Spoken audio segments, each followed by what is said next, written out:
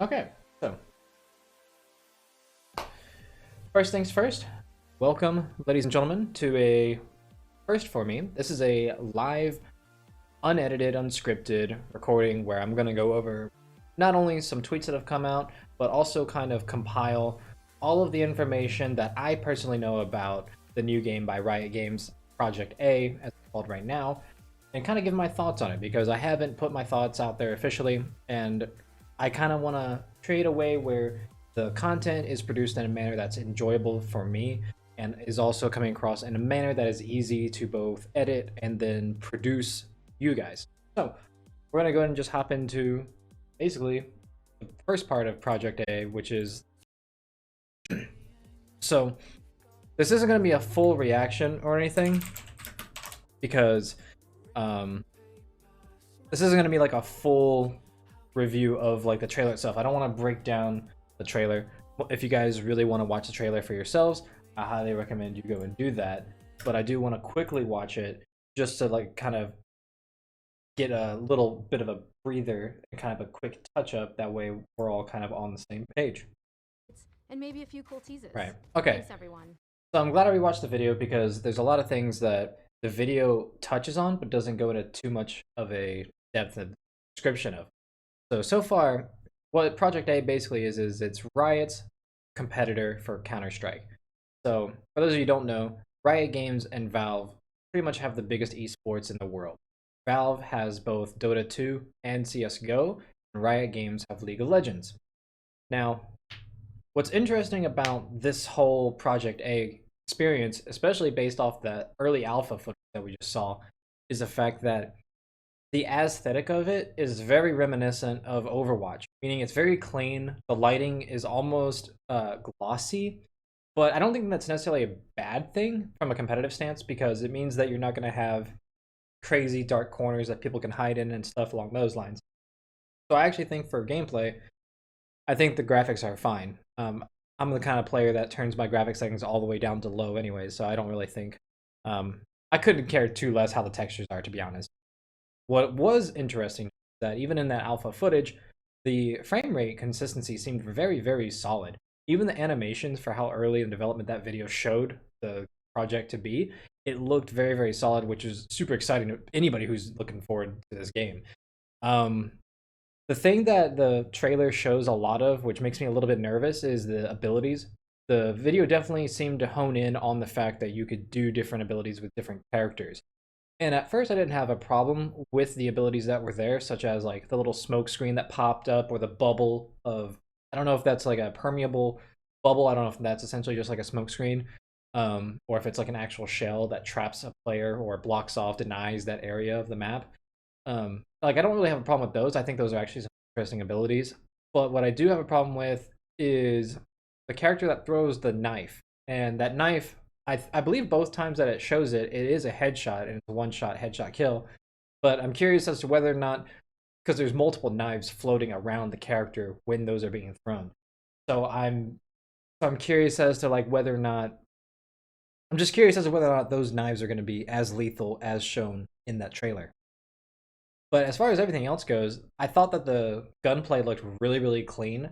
Um, on the first couple clips, it didn't look like there was any sort of crosshair, but on a couple guns, there's an ADS, there's a right click, there's some sort of scope on a couple of the guns. But I really like the fact that there appeared to be spray patterns already in the game, and the fact that headshots were super lethal. That's probably the best thing that I've seen, from it. Before, yo, what's up, Riot? So before we even get into these tweets, just a reminder that that video is the only information that I can recall about Project A, and that already had me hyped. But these tweets right here really get me interested. For those of you who don't know HenryG, HenryG is a long-term talent portion of the Counter-Strike community. He's been a commentator, he's been a shoutcaster, he's been an analyst, and he's been like a host. He's been like an interview type of person. But he's been around Counter-Strike for a long time. He's dabbled his toes in a couple other games, I think. Like I'm pretty sure he casted a PUBG tournament. I'm pretty sure he also casted in a random battalion event. So this tweet was literally today, less than 8 hours ago, my time. And it simply says, "Hello, strap yourself in. Had the chance to spend a day playing Project A. at Riot EU. So, I mean, HenryG is British, so he's at the Riot EU quarters. He says, today, I'm allowed to share some of my initial thoughts and impressions. This tells me that this day, whenever this day happened, is in the past, which means that everybody that got to playtest this game is under some sort of NDA. And honestly, let me scroll down here because he says, please bear with me. I can't go into too much detail about the specifics of a lot of the gameplay until a later date. Again, NDA, which I'm totally cool with. Starts off with, if you're reading this and you're not familiar with what I do, he's just introducing himself, okay? But the point that's important here is that he made sure to mention that he was a former professional CS player, and that he was also a part of the first ever playtest of CSGO back in 2011. So what he says here is he just introduces Project A, and he just reassesses what we saw in that teaser video, in that trailer, which says that it's a round-based 5-on-5 tac shooter. It's most similar to CSGO as a Twitter surface level, with better elements of class hero-based CS games like Overwatch or Apex Legends. Okay, now, for those of you who don't know me, I'm not a fan of Overwatch. I think the hero abilities, I think the ultimates are too powerful. That being said, I don't think Apex Legends does a terrible job with the hero-based system. So, although I'm on the fence of this hero system, like I said in my initial reaction to re-seeing the trailer, as long as all of the abilities aren't lethal and overpowered, I'm actually down with what's being produced right now. Like, I'm down with this hero system as long as it's balanced. Says that the mode we had access to was MR12, which is, defusal, search and destroy with an A and B bomb site. Attack and defense swap at halftime. This is important because the game mode wasn't confirmed by Riot when they released the trailer. There was no confirmation that it was a search and destroy type game mode with 2 bomb sites. The fact that this is a thing has me hyped beyond all belief. The fact there's an attack and defense swap at halftime. Like, this just gets the competitive, this literally just gets the competitive juices in my brain going. Like, I'm already getting excited thinking about it. In my opinion, these aforementioned classes and their own unique abilities should be seen as tactical utility instead of potentially overpowered spell and ultimate combinations that other class-based games suffer from. That is Overwatch. This here, let me zoom in right here. This right here, this is Overwatch, where it's overpowered spells and ultimate combination. That is Overwatch. That is Overwatch, and that is why I don't like Overwatch. So the fact that he went out of his way to mention that that's not a thing, it just makes me even more excited. It just has me, again, this is what I want to hear. It says the abilities primarily need to be purchased at the start of a round instead of earned over time, with the same economy reservoir as weaponry. Just to summarize what I'm getting from that, basically, your abilities you don't just spawn with. You have to purchase them, much like you would utility grenades in Counter-Strike. Although it's unique, I'm down. I'm completely down with having to, spend whatever you've earned from your kills or your round progression in game or during the match to actually get those abilities. I am super okay with that.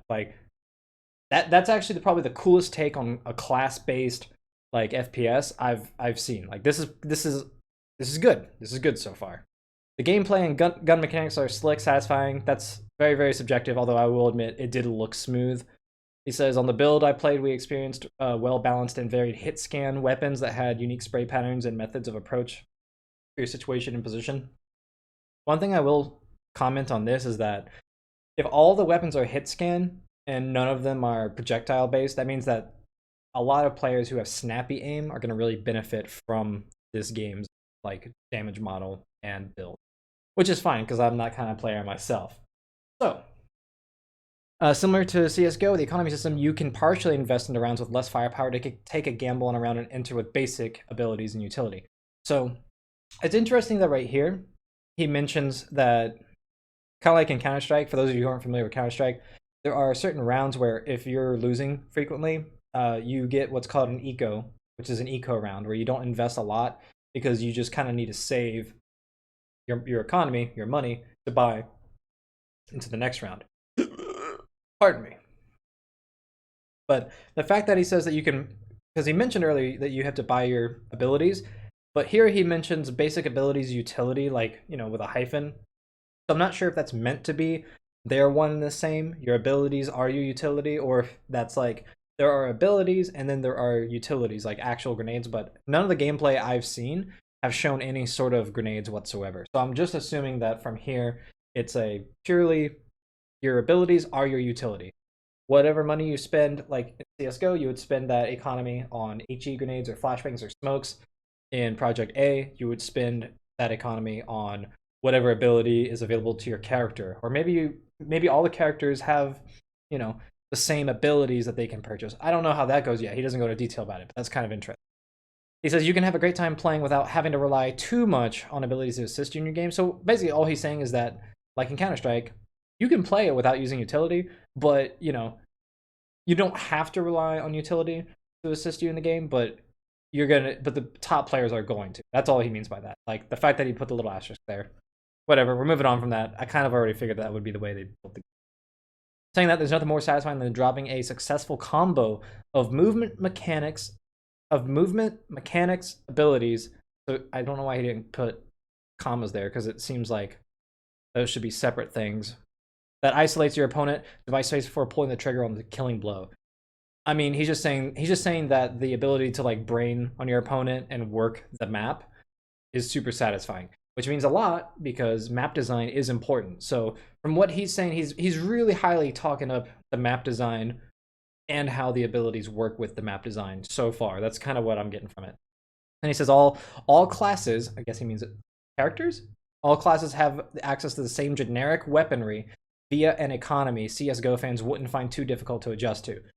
So kind of like how Battalion did it, Project A is doing that as well. It says, generally speaking, a one bullet headshot with a primary rifle with any class wielding it will do enough damage to take down an opponent. So again, high lethality, one shot, headshot, I'm down. Again, nothing he has said so far besides the ability about how spell ultimate combinations, like, that's the only thing I'm still worried about, and we'll get to that at the end. But that's the only thing so far that he said that really concerns me. All this is exciting so far. And then he says one of the most exciting elements of the game was the map design. Again, this is super important. He says they have been beautifully created to follow a Counter-Strike-esque familiar with lanes and choke points, with a focus on gameplay substance rather than flowery aesthetics. The game is built to be competitive. That cool. Cood fucking knows. I'll be creating some initial content at a later date when I can dive into a lot more specific information. For now, I will say this is an exciting title that's being built by the right people and has potential to be one of the giant titles of the FPS space. I mean, no duh, it's being built by RiotGames. They're going to promote it. They're going to put a lot of work into it. I would assume to be a juggernaut in FPS. But then he says, I'll leave you with this bombshell though. Project A is the best game I have played since CSGO. This means that HenryG actually rates Project A higher than Rainbow Six Siege, higher than PUBG, higher than League, higher than Dota 2. He's played those as well. And he's not saying that it's like on level with CSGO, but that his first impression of it has him at the same level of excitement as CSGO when it launched, which is super fucking interesting. And he says, I want to make it extremely clear that all these words on my own, Riot have not requested a single edit or had any problems with me being this candid. They've been refreshingly cool about it. All it means is that he basically went to RiotGames, said, hey, is it cool if I share my thoughts? And they said, well, you signed an NDA. You can't say, this. And then HenryG was just like, no, but I want to comment on this stuff. And they basically gave him the okay. So yeah, and that's the text wall that I came across. There are a couple other people that made mentions of Project. A few weeks ago, yeah, so he posted this an hour after HenryG posted it. He says, and he didn't really go into like huge detail about it. He's also Polish, so his English isn't his first language, but he says, a few weeks ago, I was playing Project A, got an invitation to their company in Dublin. So he actually named where the studio was. I played in one team with, he named some people here. I know Neo. Neo is another former Polish pro player. I have a favorite character, and I'm a beast like HenryG. So that's two people now that are like have good ties with Counter-Strike and have said positive things about. My first impression here is just that the game is gonna be solid. Not only is the game gonna be solid, but it already has things in the game that other FPSs are getting wrong when it comes to like trying to market themselves as an esport.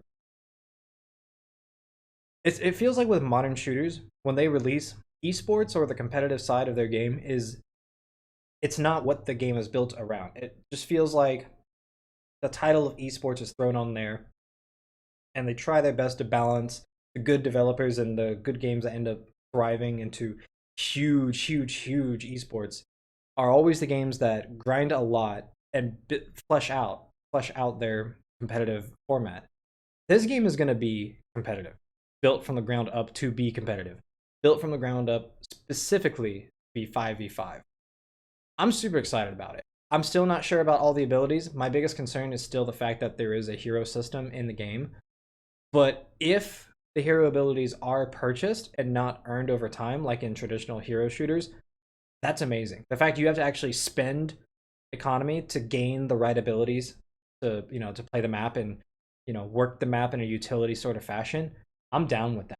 Like that's probably like the coolest take on a hero based system yet.